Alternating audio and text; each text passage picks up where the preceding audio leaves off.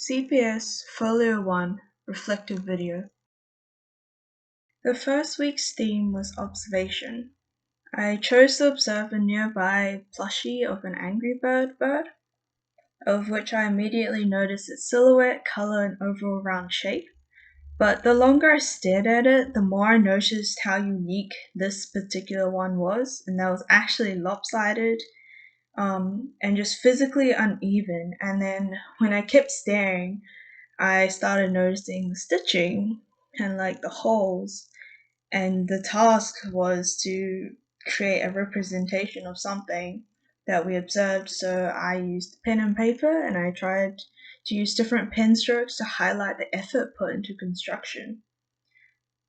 Which I think a lot of people take for granted, the effort it takes time and the skill to operate sewing machines, hand sew, or like to design a proper plushie as well in the first place, especially for such a beloved and popular character. It surprised me that there were lots of different stitches or types of stitches, which I never really thought about before until I closely observed the object. And related works are fashion designers, of which I hold a strong interest to in terms of such a differing and similar production/development process. The second week's theme was Tinker, which I understood as experimentation and play. For this, I decided to just put my pencil on paper and see where it guided me, with the sole knowledge of wanting to draw something cool or creative, a monster even. I focused on an individualistic shapes and connecting these hooked, curved shapes, lines, and dots, and came out with a rather tribal looking taniwha, which is a Māori word for creature or monster. I decided to use my own unique background of being a Kiwi/New Zealander and hobby of tattoo designing and set myself a challenge of doing this piece in the classic tattooing style, no erasing, to work with what you have and what you did. I was pleased to really come into my own tribal style, especially for the tail, the furthermost bottom left and right pieces compared to the more classic top half. Related works are Black Hat Tattoo Studios that does Māori, Polynesian, and tribal styles as well, of which I really admire. The third week's theme was found objects. For this, I took the Faber-Castell connector pens that I found nearby and I used it to create its own little world where everything was made up of it. Largely inspired by the sword pens that I make occasionally when I'm talking to others online, or just other random creations or different structures, I was largely drawing upon the elements of play and playfulness, especially of the ones of children and childhood, not saying that adults aren't. I believe that children are just mentally less restricted because they're still creating their own perception of the world. I created two variations of this street view, one white and one black, just to highlight how different things can look depending on one's background, especially when staring at the same thing, people can get different understandings or vibes from it, and I think that's extremely valuable. Similar/related work is Lego, the building blocks of my childhood creativity, imagination, and also the key to retaining that fun and playfulness as a young adult. The fourth week's theme was place, to create a sense of area that felt lived in, inhabitable, or had a story of belonging is what I understood. For this, I wrote a short creative writing piece titled Snowmen and Rose Bushes. I wanted to explore a dynamic between a mother and the son and the lengths some mothers would go to and how oblivious some others could be.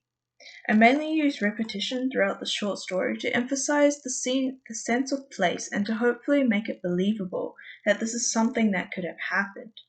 I created two parallel aspects within the storyline, the three large figures and the sun's day and night cycle, or daily routine, and made these minute changes to both each time. I especially wanted to highlight certain objects, such as snowmen, of which the story was actually inspired from, to create a place around a snowman. And although they were just objects or positions or things, each one is an extension of you in some way, a reflection. and that they might reveal more about people than most would think. And similar related work are just writers from all around the world, but especially the 6 word stories of which I exploded into a full sense of place. The 5th week's theme was object-oriented ontology. This was a difficult theme to understand, but I went about it in a short 4 to 6 panel comic strip from a perspective of Mr. Bear, a plushy teddy bear. We start his journey from the packaging, looking outwards onto its brethren, and from there imagining what its life or perspective would be in its day-to-day aspects when it's not being toyed, played, or interacted with. I show the time passing as it's placed prettily on some unknown surface before eventually tipping over and flopping onto the bed. This is where I used more fun colours, because it is the only action, quote unquote, that Mr. Bear had at all, however long he's been there. And being picked up and having the feeling of dangling helplessly or looking down before being laid on its back and forced to stare at the ceiling lights for another unknown period of time. I mainly created this using the opposing perspective that I had and was used to. Coming into my bedroom, seeing my plushie tipped over, tucking him into the bed instead so he doesn't fall onto the ground. And during the process, I felt somewhat sorry for it, with its whole creation being to sit and look pretty unless told otherwise, basically. And so, like the bear, I limited myself on panels in a comic form to hopefully create a sense of vague understanding and confusion, but an overall feeling of emptiness, just like the bear. Similar related work was Hound by Georgia Chris, a graduate from RMIT University, where she took hounds or dogs and created a different understanding or lifestyle using what dogs should or what dogs know. It was fun to try and develop a different understanding and perception from a human removed standpoint. To conclude, the largest surprise to me was how visually I ended up communicating my understanding of each week's theme. Especially as someone who doesn't normally draw unless I need to, and definitely I don't consider myself an artist, I really enjoyed the sense of challenge of CPS, coming in blind each week and feeling a more even footing with everyone else. Experimentation and play are 2 very familiar aspects of my workflow as a game designer, and so most of the familiar work was the theme of Tinker. I pride myself on being flexible and adaptable with my workflow, and to have a general idea for a project and figuring out what components are needed or are key and the prioritization of them all.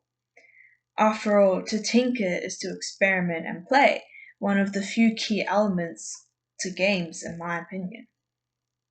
However, in terms of actually feeling comfortable, the concept of place was the most resonant, as setting the scene, so to speak, is the ground basis of understanding for players, and also a concept I use for all of my works, and one I also highlighted and dived deeper into for my Studio One Folio project, patches, which can be seen in the set design, the personality, the emotions that come through, and the overall lore of my experimental version and take on patches.